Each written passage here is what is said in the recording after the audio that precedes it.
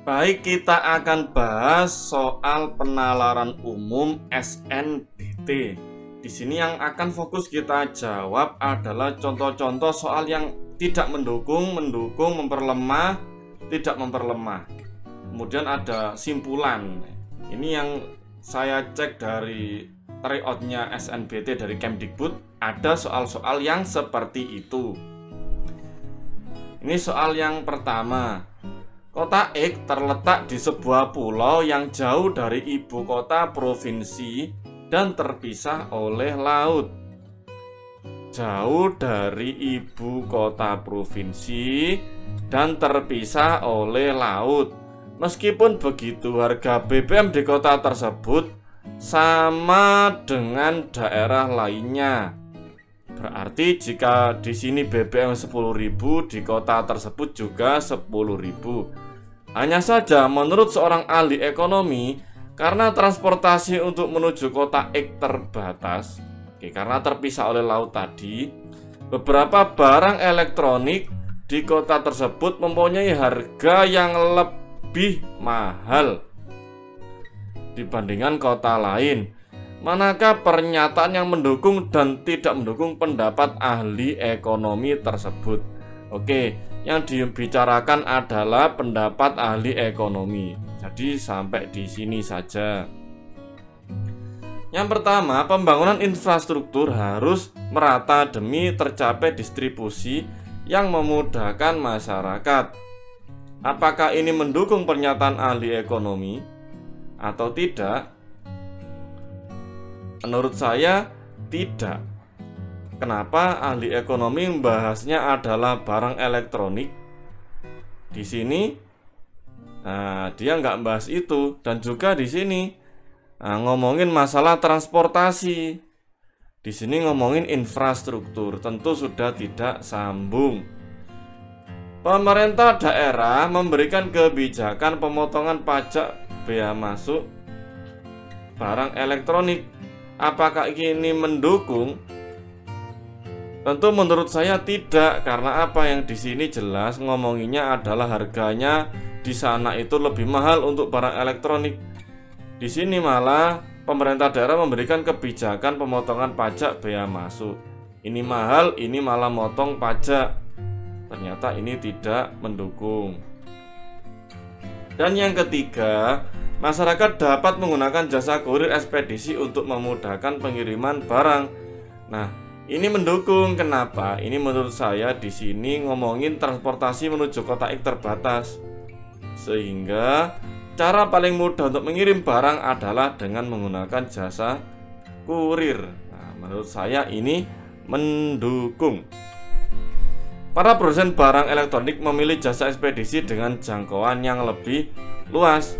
Untuk apa? Untuk salah satunya menjangkau kota X tadi. Ini mendukung. Pemilik jasa ekspedisi harus memastikan bahwa barang elektronik dapat dijangkau dengan mudah. Barang elektronik dapat dijangkau dengan mudah. Di sini ngomonginya ke kota X terbatas. Di sini ngomonginya agar elektronik dapat dijangkau dengan mudah. Oke, ini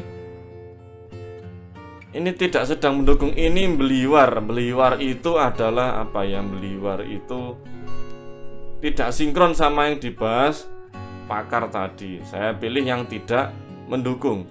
Ini ngomonginnya adalah di sini barang elektronik, di situ harganya mahal, transportasinya terbatas. Di sini ngomongin jasa ekspedisi harus memastikan. Nah, ini tidak sinkron antara obrolannya ahli ekonomi dengan jawaban.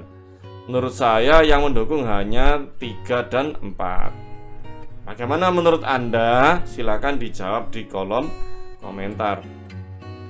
Kita lanjut di soal nomor 2. Nah, di sini ada pernyataan memperlemah dan juga tidak memperlemah. Oke, sekarang kita lihat di sini di bawah. Pendapat pakar pertelevisian. Oke, pendapat pakarnya kita mulai dari sini berarti. Ada beberapa masalah yang berkaitan dengan migrasi tersebut. Migrasi tersebut artinya adalah dari analog ini menuju TV digital. Oke.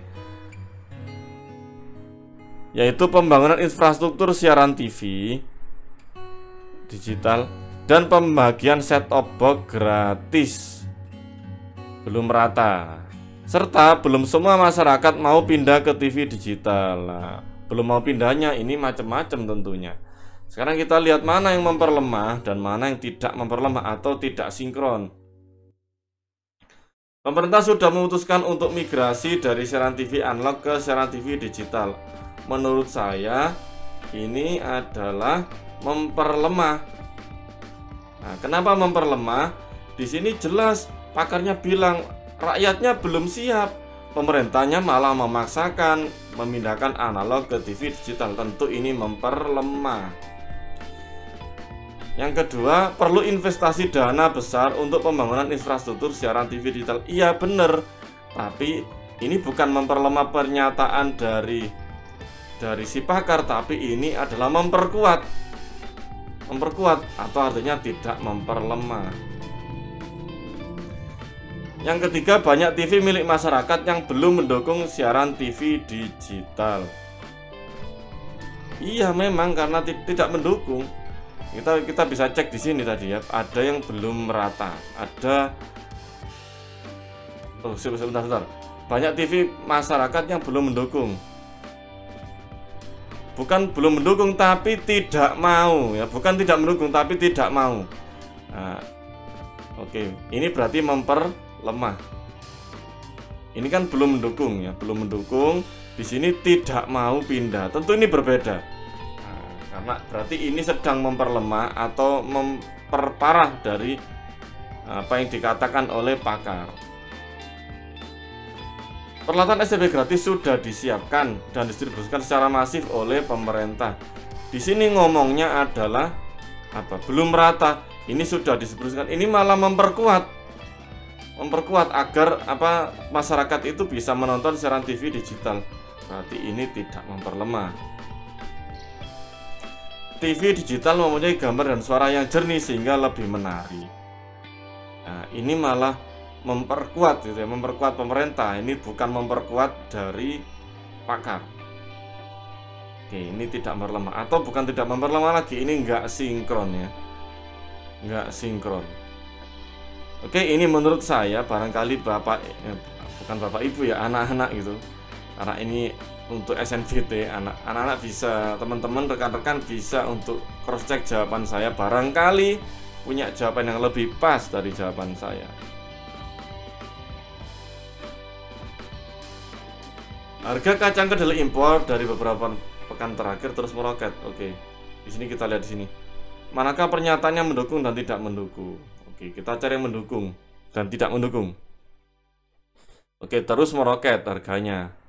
Kondisi tersebut membuat para produsen tahu dan tempe menjerit karena sudah tak mampu lagi bertahan dan terancam gulung tikar. Karena kenaikan harga kedelai tersebut, produsen tahu dan tempe bergabung dalam paguyuban dadi rukun mogok produksi selama 3 hari. Ketua Umum Paguyuban Dadi Rukun bernama Rasyani mengatakan bahwa selain mogok produksi, para produsen tempe di wilayah Depok dan sekitarnya juga akan menggelar aksi unjuk rasa dalam bentuk aksi teatrikal. Oke, nomor 3. Harga kedelai dari luar negeri lebih mahal dibandingkan kedelai dalam negeri. Oke, apakah ini mendukung pernyataan di atas?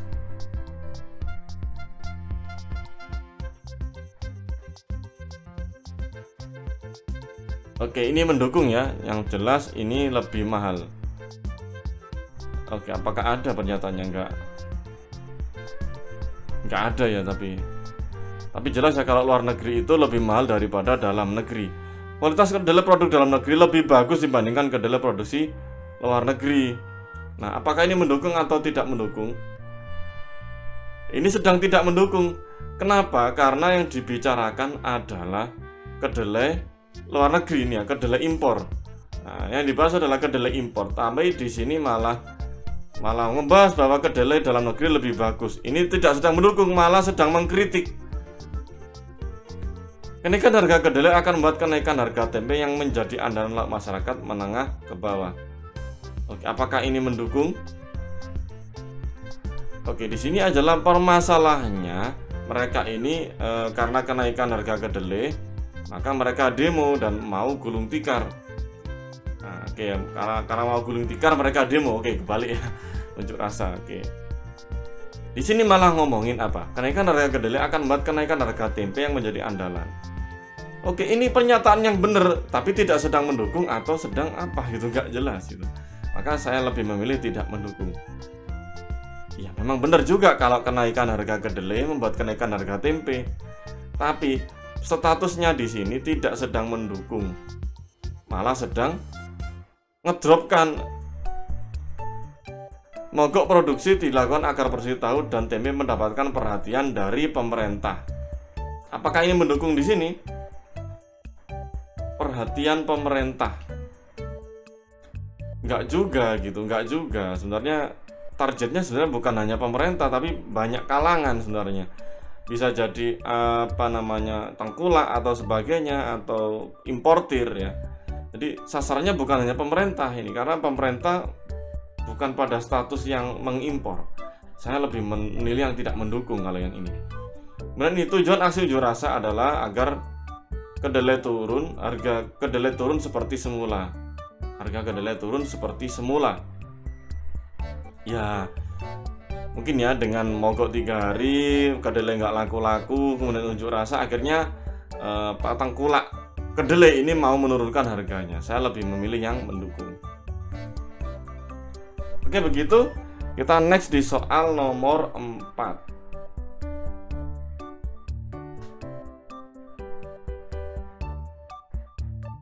Oke. Manakah dua simpulan yang paling didukung? Oke, didukung ya.